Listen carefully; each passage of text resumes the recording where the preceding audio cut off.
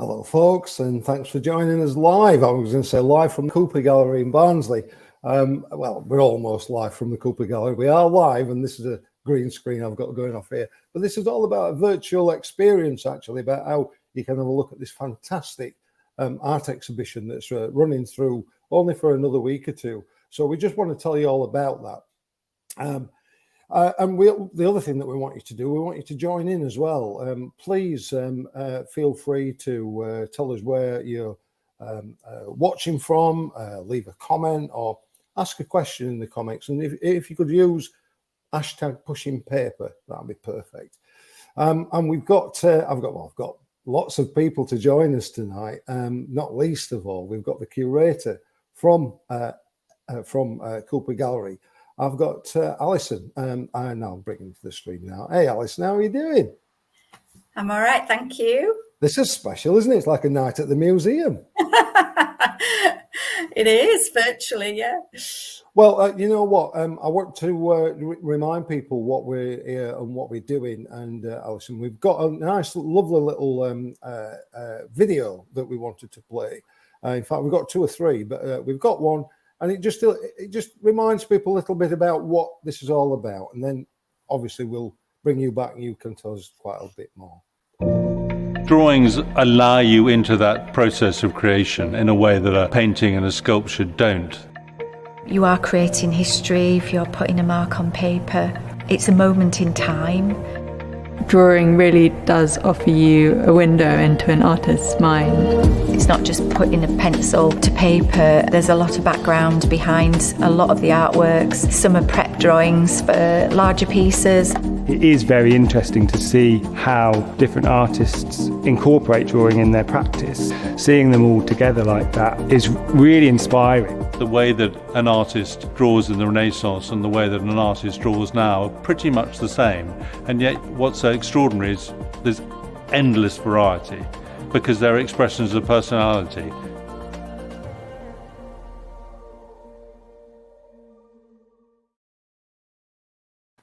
There you go, pushing paper. What a fantastic exhibition this is. I'm sure a lot of people will have already been to see this, but it features work by some, well, world greats like Tracy Emin, David Hockney, Grayson Perry. But you know what? I'm not going to tell you all about it. I think Alison ought to tell us about it and about the association with British museums and a little video that we've got to play tonight especially as well. So Alison, the floor's yours. Well, what the exhibition that you're going to see this evening is actually the culmination of a 3-year project that was supported by the Bridget Riley Art Foundation to develop a touring show of the graphic collection in the British Museum as part of its ongoing championing of drawing. The idea was to work with partner curators to collaborate with the museum from the outset so that the curators could help devise the exhibition's themes, selecting the works and then writing in a publication that's for sale in the gallery shop. The following partners were chosen: the Oriental Museum in Durham, Peer Arts Centre in Stromness, Glenvivian Art Gallery in Swansea and the Cooper Gallery in Barnsley. As partner curators, we met at the British Museum to ascertain the exhibition's themes, to become acquainted with the museum's contemporary collection and to select the drawings for the exhibition. Each curator had an equal number of votes for the selection that was then whittled down during an animated discussion and arrangement of the works in the gallery. Individual curators then took the responsibility for a theme, returning to the museum to conduct research and write about the works. We've now got a little video from Maria Bojanowska from the British Museum's national programmes, who's going to talk about the vital role this department played in the project. Hello, and thank you for inviting me to say a few words. My name is Maria Bojanowska. I head up the national programme at the British Museum. I'm very proud to be speaking to you today in connection to the Pushing Paper exhibition at the Cooper in Barnsley. Really excited about this exhibition being with you in Barnsley. part of my role, which is an amazing job, is to bring objects and exhibitions like this to museums across the country. We're busy. Last year, even during pandemic times, we lent over 1,400 objects to 77 venues, reaching over 500,000 people. Normally those numbers are much higher, and we really hope that those numbers return, but we're really, really proud of being able to reach venues across the country throughout all of these changing times. The national programme brings a range of exhibitions across the country, from single object loans to larger exhibitions like the Pushing Papers show, but we also have exhibitions that include a range of different objects covering lots of different themes and topics. We are very proud of being a national institution that reaches as many people across the country as we possibly can, and we're always excited about new opportunities to reach new places and try different things. So all that remains for me to say is I hope you enjoy the Facebook Live event. I'm sorry that I can't be in Barnsley right now. It'd be great to be able to travel, but it's so exciting that we're finding new ways to come together and to learn more about these fabulous shows. So thanks very much, and see you soon.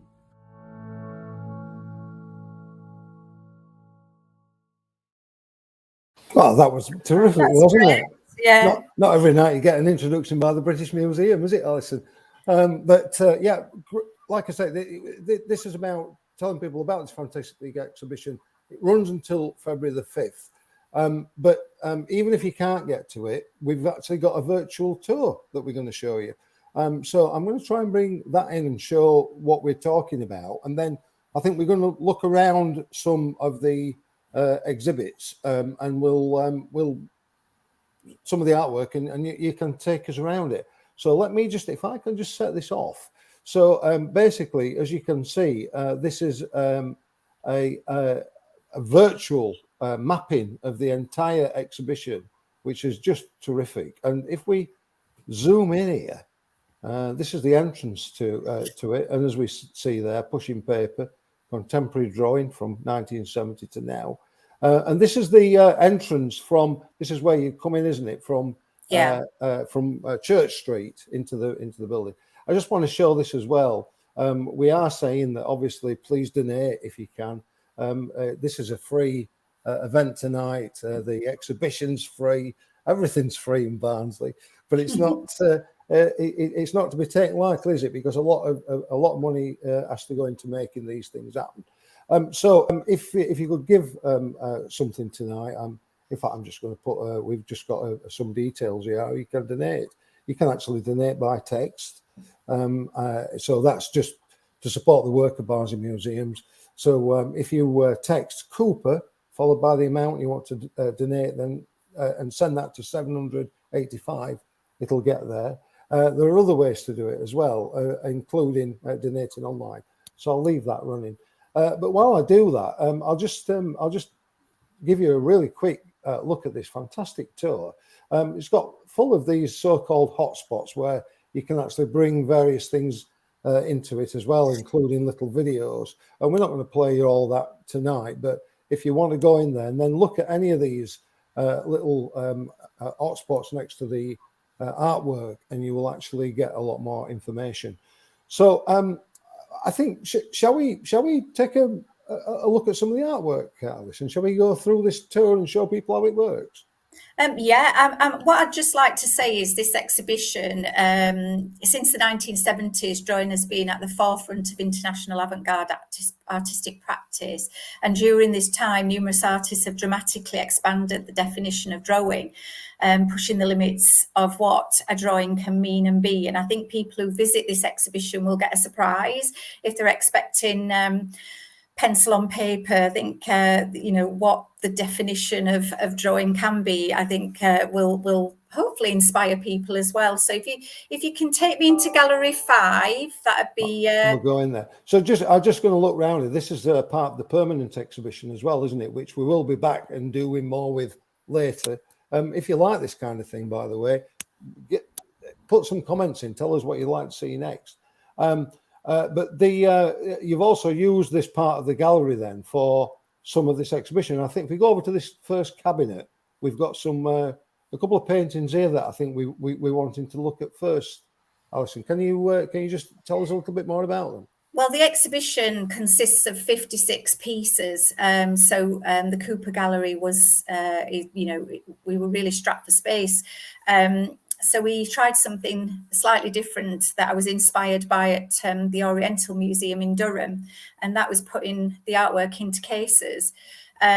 This particular theme is identity, and my colleague Alex Collingwood Swinburne from Durham wrote the labels for this. Identity in this theme considers drawing's enduring state suitability as a medium for self-construction and investigates the boundary between self and other. If we look at the top, if we look at the bottom. We'll go through the bottom one first. Yeah, this is Grayson Perry. I think you can either bring that up or bring just to show people what we can do here. So folks, when you're going around this, if you click on these little spots there and then you look down, you can actually find links that will take you to the British Museum site, where you can actually enlarge the artwork and actually zoom in really close. So you can get a great view of some of this fantastic artwork. And also, I'll just remind everybody as well, so that if we pull the information across, it's stacked with information about each of the pieces of artwork that's in here as well. So this is just a great resource from British Museum that we've managed to use as part of this fantastic virtual tour. So there's your first piece. Tell me all about it. Well, I think this piece is very rare. It's one of Grayson Perry's very early works, and it offers us an insight into Perry's alter ego Claire, and you can see Claire moving barefoot like a cat on all fours, and shown with a pink tail. And behind her is a middle-aged man in a tracksuit with a jacket riding up to reveal a soft paunch. The medium he's used is every sort of childlike medium: glitter, crayon, watercolor paints, collage, you name it. So it's a really important piece for Grayson Perry lovers. Do you know what? It is a terrific. It's a terrific piece of work, that. And I'll tell you what was interesting. I've been watching the Landscape Artist of the Year that's on TV at present, the Sky Arts one. And there was a lady on there last night, Alice. I don't know if you saw it or not, but she was making landscapes out of ties. It's got literally cutting people's ties and do it, and the different kind of. So all this is about drawing, I guess, and pencil work, but we've got lots of different mediums here as well, haven't we? This is probably the traditional style that you'd imagine for drawing. This is Maggie Hamlin, and it's called My Mother Dead. Yeah. Maggie Hamlin is well known for drawing people that have just expired, and this one is quite tender. It's a mom. She died in 1988, and the artist made several drawings of her body. The gradual build-up of marks conveys a certain tenderness, and tactile smudging of the graphite seems to imply a caress. The composition focuses solely on the face, giving the portrait an otherworldly appearance and implying that her mother is no longer fully present in this world. The drawing belongs to a long-established genre of death portraiture, a more recent example of which is Margaret Harrison's Dead Marilyn series. Yeah, it's just some of the work that's in here. I know the piece by Tracy Emin, it's not something that we can show for copyright reasons, but it's quite graphic, and it's a bit harrowing, really. But again, I'm not going to spoil it. If people want to see it, they've got, is it the 5th of February? Yeah. They can actually get themselves down there and go see it. Yeah. What I'll do, we'll move on from this piece. Back into the main gallery. Please, if we can go back into Gallery 3, and we'll have a look at place and space. This was my theme that I concentrated on, and it examines drawing's role in an expanded field from land art to performance, as well as its relationship to mapping. and as a vehicle for utopian thinking or as a metaphor for the psyche. This particular piece is by David Nash. I think what I need to just mention is that process is an overarching theme amongst this this body of artwork, not just within the 5 themes. And this is has to be the ultimate process. So basically, it's a wooden boulder that David Nash set off on a journey, I suppose, in 1981. 1978, and over the course of 3 years, 25 years, so I'm getting it all wrong. It's all right, we'll get there. It travelled 25 years from North Wales to the Atlantic, and Nash sort of basically documented. There's lots of this is part of a series, this particular drawing, but there's annotations, there's photography, there's little sketches on this. It's a fascinating process that he's actually kept going for 25 years. And do you know what, Alison, what I love about this tour that we've got here is that you can actually go on at you can actually at your own time and your own pace. You can explore this in quite a lot of detail, and there is so much to see. Because I know that when I'm going to an art gallery, I tend to walk around a bit too briskly. I miss most of it, and afterwards I have to go back because I've missed something. But what's really cool about this is that whether or not you want to do it as a scene setter before you go and get your bearings, or whether or not you want to actually examine the work afterwards when you've got a bit more of a feel for it and you want to find out more, this is just a wonderful resource. And again, you know, not just about the showing off the artwork, but also this fantastic information. So anything that you want to find out about this or the artist, it's all here to be had. So yeah, love it, absolutely love this. And for me, one of the finest exhibitions that we've had down here in quite some time.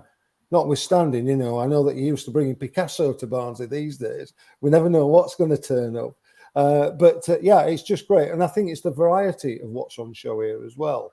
So if we could just go a bit further down, there's another lovely painting here that reminds me of my favourite city, New York. Me too. Go on then, tell me all about it, Alison. I loved this. I studied it for a long time. I don't know why, I was really drawn to it. And then I ended up meeting Lillian at the private view at the British Museum, and I got quite overwhelmed. This is Hanging Gardens of Rock City from 1970. So it's one of the early works as part of the sort of from 1970 drawings to now. And it's part of a series called The Floating Gardens of Rock City, and it's collage of magazine cuttings. And then Lillian's kind of embellished it with green crayon. Wow. This is Lillian's hometown, and she used to imagine stretches of green walkways suspended across the rooftops of Manhattan. But what really caught my eye was I was familiar with the High Line public park project that opened in 2006 that sort of saw the New York Central Railroad repurposed into this public park. And I actually asked Lillian if she was aware of it at the time, and she had no idea. It was still a dirty railroad back in 1970s. So she's almost like a futuristic, you know, look into the future kind of, yeah. That's amazing. So to actually meet the artist as well, I mean, that must have been a terrific experience. Yeah, she's a woman. She's still practicing as well, and I think at Christmas, I think it was King's Cross. She opened a piece of artwork as a Christmas tree. It was beautiful. So, do you want to shall we go into the bottom half of Gallery 3? Yeah. So, if I was just to look back down here, this is kind of the exit into the gift shop area, isn't it? But this is down then towards the back of the gallery. So, if we come down here and we look up here, there's some great paintings about, and I love this one, this clock. Can you enlighten me a little bit about that one? Yeah. Well, this theme is time and memory, and this was Isabel Seligman's. She was the lead curator and works at the British Museum. This is Pablo Bronstein's Greenwich pendulum mantle clock. It was drawn in 2018. It's a fantastical clock, and it reveals the measurement of time to be neither natural nor objective. There's a large dial there showing 12 o'clock at Greenwich Mean Time, which dominates the smaller faces, detailing the corresponding hours in Britain's former colonial capitals. So you've got Melbourne, Lahore, Kingston, Jamaica. Standardised timekeeping was a result of the late 19th century European design for enhanced efficiency in trade, and following the 1884 International Meridian Conference in Washington, D.C., its mean time zones were calculated at the Royal Observatory, Greenwich, London.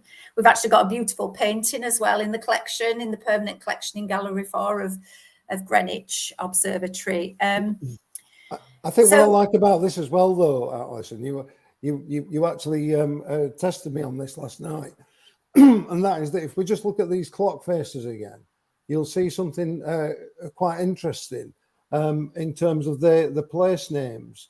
And this is the old Commonwealth, isn't it? So it's an old Commonwealth clock. It's the colonial capitals. Yeah, it's fascinating. It is, isn't it? Beautifully framed as well. Let me just bring that back into the picture. That looks absolutely terrific. So, as you say, you've got other artworks that refer to some of this elsewhere in the gallery as well. You've got another piece. Is it by the same artist, or is it just a piece that's No, it's one of the Fox's collection, and it's in Gallery 4, and it's of the Greenwich. It's called Greenwich Park. Okay. It's really beautiful. Yeah. Just a coincidence, really. No, just absolutely beautiful piece. So we'll come back onto the main tour. I'll bring that up, and then I'm all yours, really. Where do you want to go next? Well, how are we for time? As we're in time and memory. Yeah, come on. I think people are enjoying this. Let's show everything. Well, let's look at Claude Heath, which is the drawing head 100. Yeah. And this was made blindfolded. The artist feeling a plaster cast with his left hand while drawing with his right. Wow. It's one of a series of blind drawings begun in 1994, which demonstrates Heath's attempt to discard previous knowledge and preconceptions by using sense of touch rather than sight to explore reality. The drawing acts as a record of time spent in contact with a specific object. In this case, it was a plaster cast of his half-brother's Toby's head. The different colours of ink symbolise different campaigns of drawing, first green, then red, and finally black. And in this way, the drawing is a cumulative portrait of how the artist's perceptions developed over time. And do you know what, Alison, just looking at that, from a distance, I can see the head, I can see it all there, but when you actually enlarge it like I've just done there, it just looks like a series of squiggles. It's incredible. It's like, it reminds me of the old I forget what it's called now, the toy where you used to do all the circles with it, and suddenly spirograph, and suddenly get a great picture. I love spirograph. But that's terrific. That's a wonderful piece. And just remind us again, are all these pieces actually normally on show at the British Museum? No, they'll be going away into their collection store, probably for a rest now. But that's not before it's going to peer out. So I think we'll talk about that in a bit. But it's got one last stop before it finishes and goes to rest. So if you want to actually see all this, it's really, it could go into store very, very shortly. If you want to see it now. Well, the Hockney that's in Gallery 5, that is actually going after this exhibition. It's going to another exhibition in I'm not exactly sure, but the British Museum have called it back. So this next theme is Power and Protest, which investigates how drawing has been used to portray systems of power, document their abusers, and act as catalysts for social change. the groupings have deliberately avoided systems of chronology, geography, or style. Instead, they seek to emphasize the conceptual affinities between artists working in different times and places. So this one is Judy Chicago, Driving the World to Destruction. And it's from the Power Play series from 1983 to 87. And you can tell, I mean, it's very, the colours are very 80s. But it's a chromatic airbrush style drawing. So it is actually a drawing. It looks like it's been airbrushed. It does, doesn't it? Yeah. It's skillful. And it shows an anonymous muscular male nude with reins held tightly, clenched fists, steering a burning globe. The Power Play series resulted from Judy Chicago's visit in 1982 to Italy, where she came across Italian Renaissance paintings. In these, she realised the male nude was the prevalent subject for the first time in Western art since the classical age. The burning globe also possibly recalls Catholic imagery of the Sacred Heart. Throughout Chicago's career, she's used art as a form of social protest, primarily related to feminism.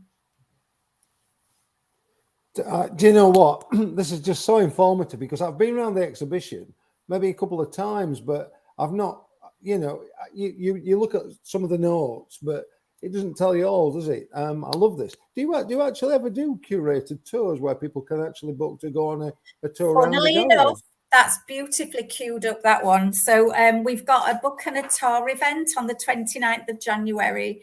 I think it's, I'm not sure, but I think it's £20. And for that, you get a tour and you get a book.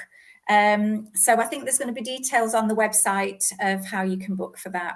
Oh, fantastic. I'm just going to remind everybody as well. I'm just going to put the details up here about Pushing Paper. So it's all on the bottom, and it's got the website address on there as well. So you'll find out more details, obviously, if you visit the website. So so there's about 50 pieces of art in here. Now, some people might be wondering. I just need to mention that some of this artwork on the tour, not a lot, but some of it is actually kind of phased out, and that's because of copyright restrictions, isn't it? I knew there was copyright with music, but with artwork, I were a little bit surprised, Alison. Yeah. But you know, we're showing what we can tonight, aren't we? If you want to see it all, folks, then you've got to turn up and see it. Now, this is an interesting piece, Alison. What can you tell me about this? Just looks like a stick in a case. Well, this one is part of the Systems and you've jumped ahead of me. Systems and Process by Andrew Parkinson from Peer Arts. Right. So this one, well, this is different. Who would have thought a stick and some scorched marks would be classed as drawing? But the artist feels that is closely attuned to nature, creating discrete but beautiful scorched dots, literally impressions of the sun drawn on wood, found and collected. The artist says of his work, "This source I'm working with is light, just as it's about to hit the earth." And he puts a small lens and he captures it and focuses it down into a point. That's terrific. And we can actually see that in detail here, can't we, on the screen, on the picture, which is just amazing, really. Yeah, and basically these markings were made on an hour's walk in a forest, really? From one shaft of sunlight.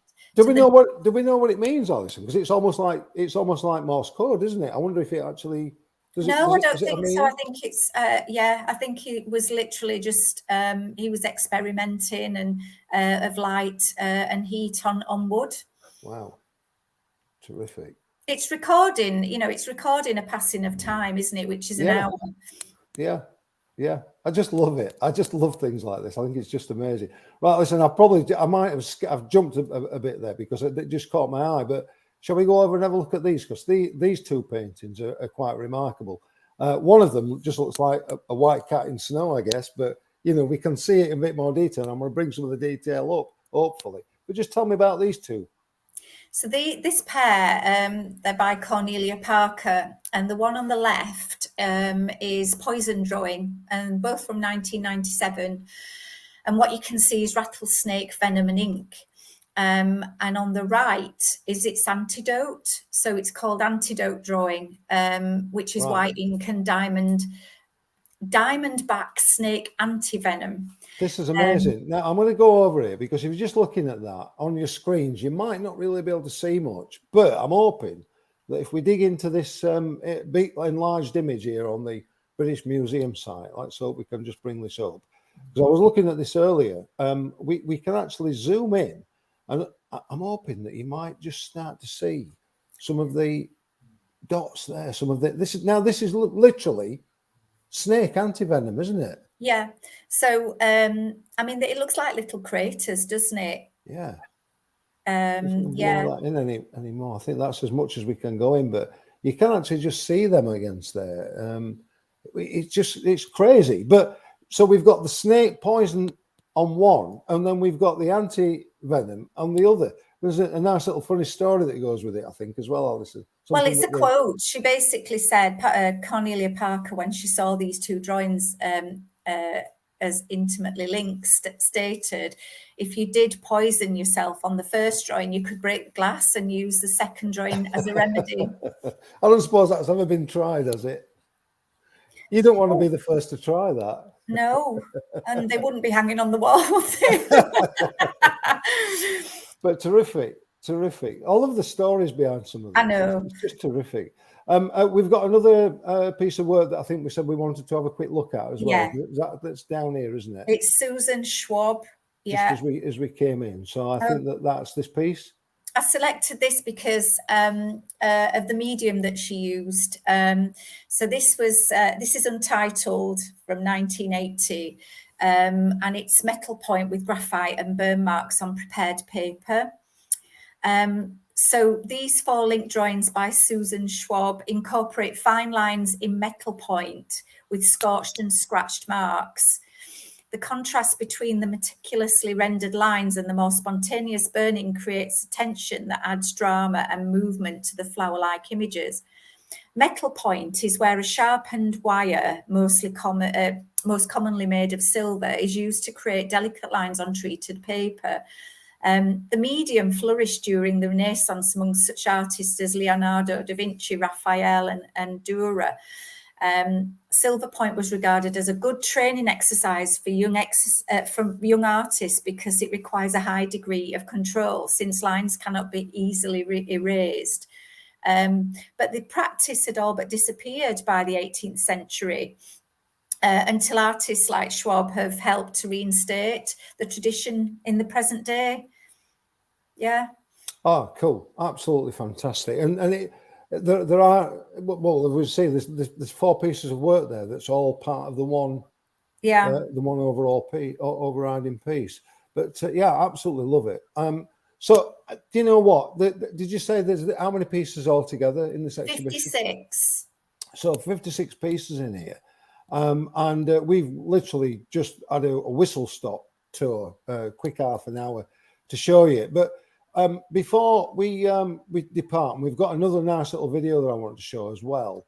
Is that in this tour we can't take you around the gift shop. I love gift shops, and this one is just fantastic. We've got everything down here. You've got some great art books as well. I would, in fact, if I just pull around here, you've got a great series here of Monet, Cézanne, and Rembrandt. I think we've even got Graham Ibbotson featured there. The Barnsley sculpture. You've got some great books. We've got one called Pushing Paper, Graham. Oh, where is it? Is it in here? Have I spotted it, or did I do this too early? I don't.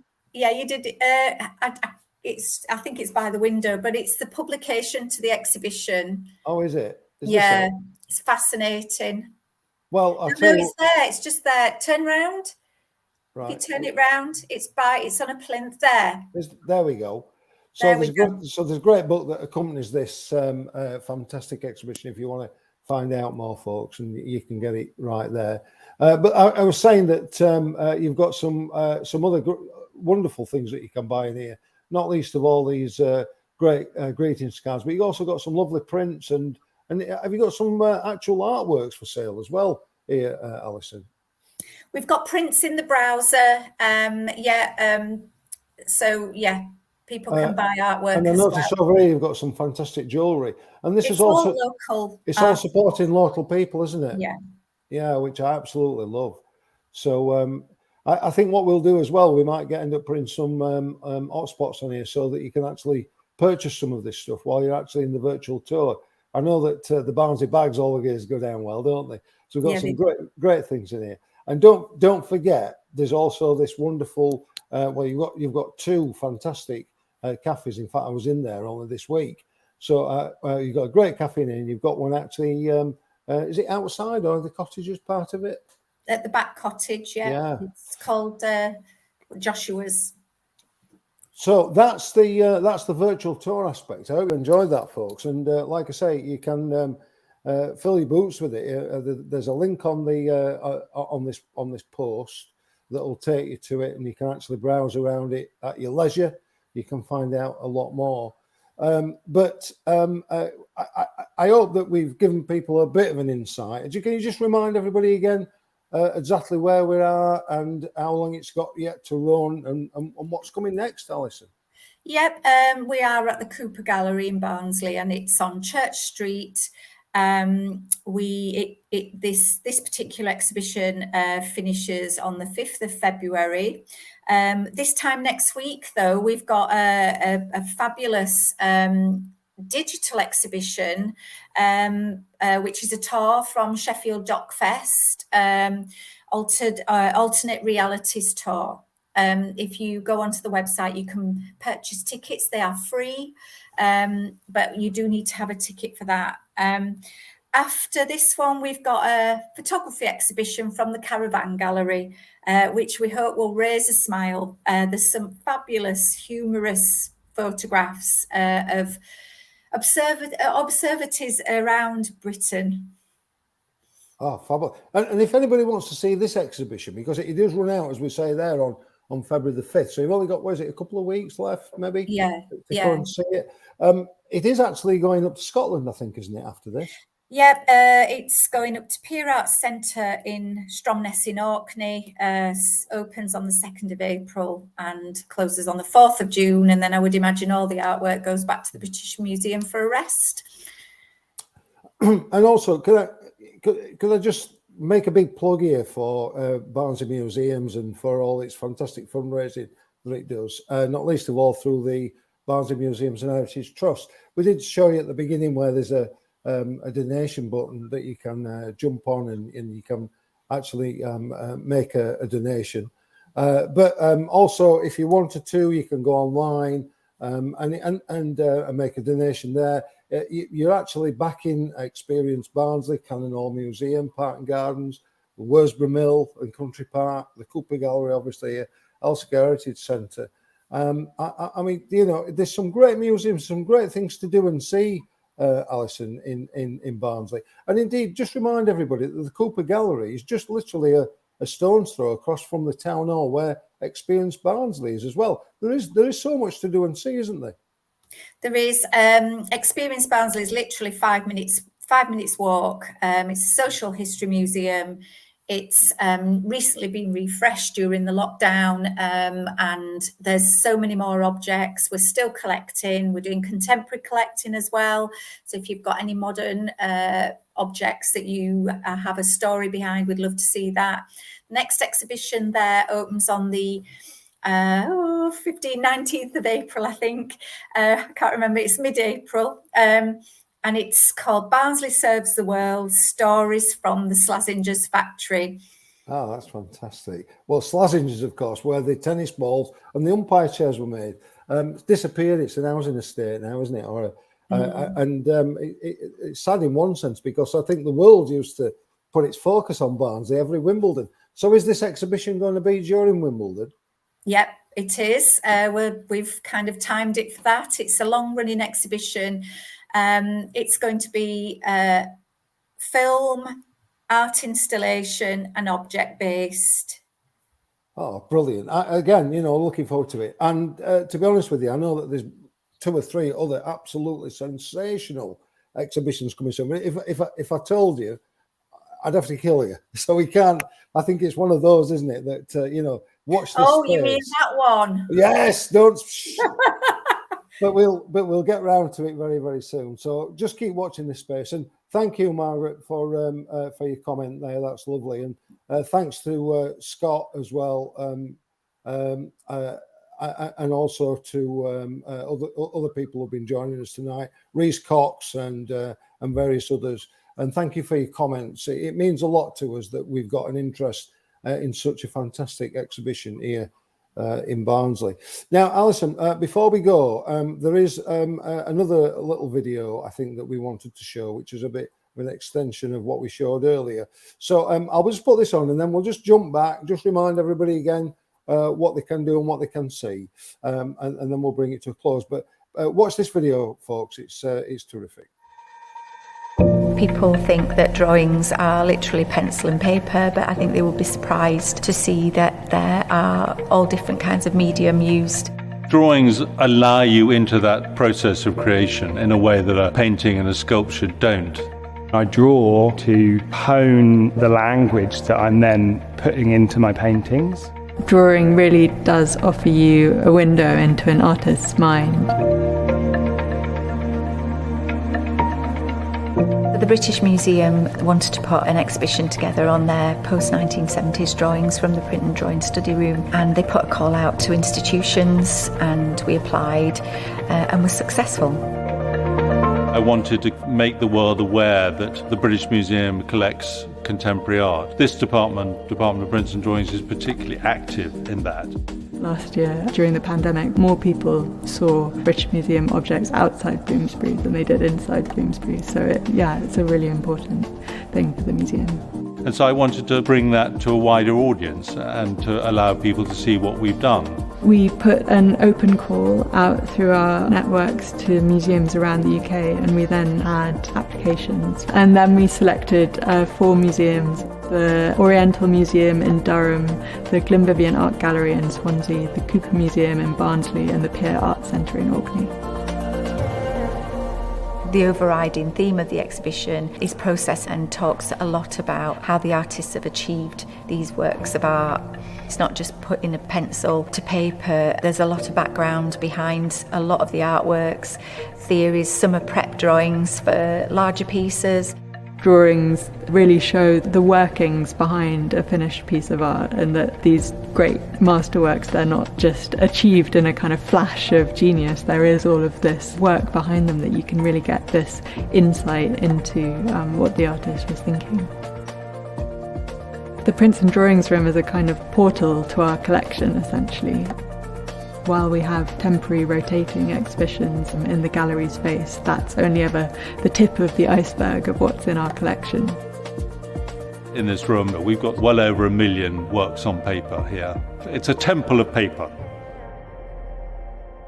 As a group of curators, we came to this wonderful room. We were presented with a long list. We would walk round, discuss, and eventually we worked it down. A short list was put forward. To be in this room and to handle amazing artworks without their frames, looking at them up close and personal, seeing the technique, seeing their fingerprints is absolutely staggering. It's a show of drawings from the last 50 years, and that's a really exciting time for drawing, because from the 60s and 70s onwards, drawing really came of age as its own medium in its own right, and also what a drawing could be radically expanded. And we thought that our contemporary drawings collection was one that really needed to be better known, and that also museums around the UK also had collections of contemporary drawings that they could show alongside. I actually feel that drawing is essential. I think any artist first draws. So you start off with kind of rough drawings that just are in a way trying to bring out the ideas that you have in your head, or even the ideas that are not in your head, that are in your unconscious. You see, a lot of drawing is unconscious. It is very interesting to see how different artists incorporate drawing in their practice. It can be a sketch ready for the next part of the creative process, or it can be the thing itself, the final thing. And I think seeing them all together like that is really inspiring. I hope visitors will have a greater understanding of process and look more deeply into the themes and how the artists have achieved the artworks. What I like about drawing is the fact that it's pretty timeless. I mean, the way that an artist draws in the Renaissance and the way that an artist draws now are pretty much the same. And yet what's so extraordinary is there's endless variety because they're expressions of personality.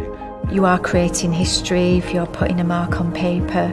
It's a moment in time. We'd love it if there was an eruption of drawing around Barnsley as a result of this show.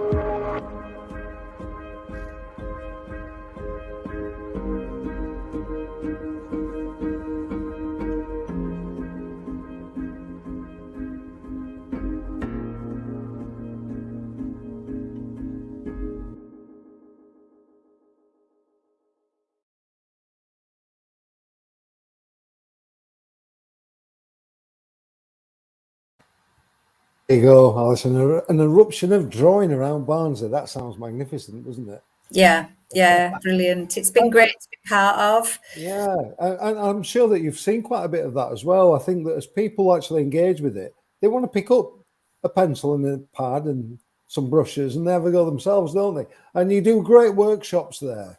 And I know that, you know, time's running out now towards this one. It's about come and see it. But you do, if people do want to find out more, jump onto the cooper-gallery.com site and you'll find out everything that you need to know.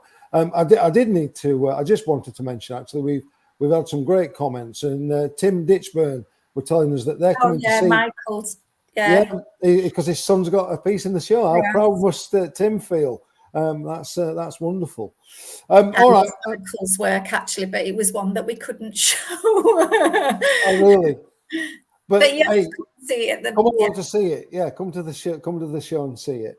So, Alison, thank you ever so much for your time tonight. I just did want to remind people as well, you've got a permanent exhibition there, and it's a great exhibition. We're going to go around and do more with it. And I suppose this got a lot of attention for you, didn't it, this year? Where we had the Fate and Fortune team here, proving that they'd actually got a fortune on their hands with some drawings that you've got in the archive there, which were just great. Have you still got that on show, by the way? Yes, until tomorrow morning. So no, it comes down tomorrow, believe it or not. In its place, we've got a really beautiful Atkinson Grimshaw. That was a quiet. There's always some. Hey, listen, there's always something fantastic to see down at the Cooper Gallery. Yeah.